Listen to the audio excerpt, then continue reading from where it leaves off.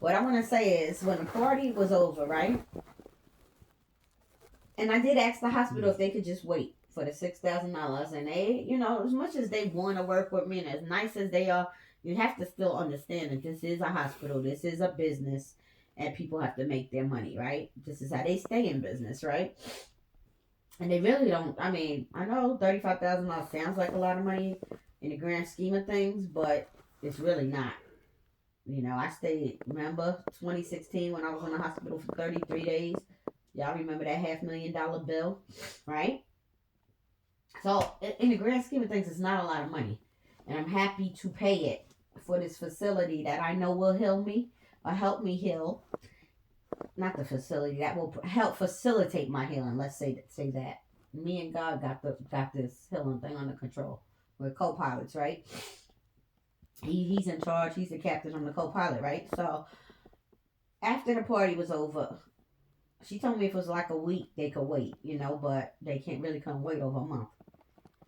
So if that's for those of you who said, why didn't you just get on the plane and go and ask? That's why. So my initial thought was, well, damn, I'm not getting on the plane. I'm not taking the flight. Because what am I going to do? Show up in California, stay with I was only supposed to stay with my family for one day. So I said, what am I going to do? Get stuck? And then I have to stay at my cousin's house for what? 3, 4, 5, 6 days, however, until I get this money up? And they're not expecting me to stay that long. I don't want to be a burden on them. And I don't know, my mind just went seriously. I allowed reality to creep into my vortex. I began to feel defeated. And whenever I feel defeated, it puts me like in a self sabotage, self destruct mode, right? So I just didn't care anymore at the at that point. I isolated, you know, I locked myself in my room. I didn't want to see anyone. I didn't want to talk to anybody about anything. I didn't call the hospital to say I'm not coming. I was about to later, and at the same time I was about to text her, she was texting me because that's how they are. They're very attentive to you over there. They walk. I mean, they walk this thing with you hand in hand. I didn't even give a courtesy call to them. I didn't give a courtesy call to my cousin Idolita, who worked so hard to gather my West Coast family together on New Year's Day to spend with me and see me, and then I don't show up, right? I didn't do anything responsible. I didn't even call the airlines and cancel the damn flight or rebook the flight. I just got into self destruct fuck it mode. You know, like, because the call earlier had me thinking, and I try to stay in the vortex, y'all. When I come out the vortex, life gets fucked up for me because I start believing what you guys believe, you know? And I started having thoughts like, well, Donna, so what if you do pay this $35,000 to this place and you still end up dying? And it's going to be a whole lot more than $35,000, y'all. Because, like I said, I still got to live. I still got a mortgage to pay. I still got bills to pay. We still got to eat, you know. And to be honest with you, I don't want a lifestyle where I can't do the things that I'm accustomed to doing. I don't want it. I worked hard for it my whole life, doing any and every job. Yes, cleaning up shit. Yeah, everything, y'all. And I didn't like it. I didn't like I can't even say I ain't like it. When I say cleaning up shit, y'all, you know, that's when I was a CNA working in the nursing home. And I loved helping those people. So when I wiped shit, I was happy to do it. And I did it thoroughly and I did it wholeheartedly. You know what I'm saying? Because those people need care. And I was there to give it. But I've done, you ask anybody, I can't even list all the different jobs I had.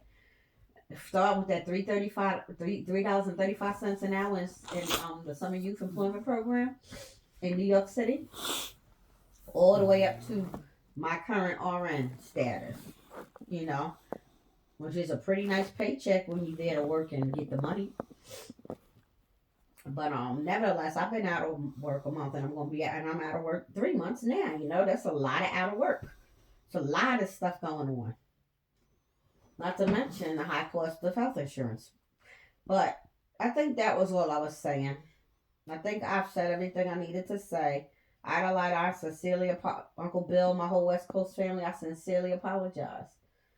Delana, on Doreen, Uncle Freddie, I apologize that I chose to isolate, not really communicate with you guys, but it was a lot going through my head all at once, hit me all at once, and I just said fuck it. I was like, what if I die anyway? And then part of me was like, should I just fucking sit here and don't do any treatment and just fucking die anyway so that whenever it comes, not that I want to die, but do the best I can because there's some things I can do to help myself. And you must always help yourself first before you think God's going to step in and help you or somebody else. So I was like, there's things I can do to help myself, but just go ahead and let things be the way they are. And let's see how it goes. And at least you won't be financially bankrupt and risking all kind of thoughts went through my head. What if I end up losing my house? And this is these kids' house. This ain't my house. This is my kids' house. All I do is pay for it. So I was like, what if this gets so bad and so costly? I let every freaking possible negative thought concerning this matter to creep in and like take over for that day. But I'm back. I'm getting myself together because right now, if anybody out there is a strong advocate like myself and can help me call these airlines and you're 100% positive you can help me get at least my flight credit back to take this flight, I'd appreciate it because that's another thing. It's tiring for me to spend 45 minutes on the phone with these airlines trying to get my money or rebook a flight or whatever. It's very draining for me. And now I gotta call 3 airlines. So if anybody out there, if you feel like advocating is your thing and you just on it, like you never get told no, you do this is what you do, you know how to do it, I appreciate some assistance. Lastly, I'm going to rebook my flight for tomorrow, which is Saturday, because the treatment days begin on Thursdays and Sundays. So I'm going to book my flight for Saturday morning, spend time with my West Coast family this Saturday morning, tomorrow, right? Tomorrow? Yes. What's today? I don't even know. No, today? Oh, shit. Today's Thursday. I'm sorry. Oh, shit. Don't. I might leave Friday. What you want to do? I'm going to rebook this flight. I don't know if it's going to be Friday or Saturday. It's not going to be today because I got to get myself together. I got a long way to go to get myself back in fight mode, right? Which it ain't hard, but I got to get my mental, right, in order. So I'm going to end this by saying I'm rebooking my flight. I'm going to rebook it today 100% believing that you guys are going to step up. I'm going to get this $6,000 and then some. I have to believe it wholeheartedly, 100%. But I do believe it. Otherwise, I wouldn't be rebooking this flight, right?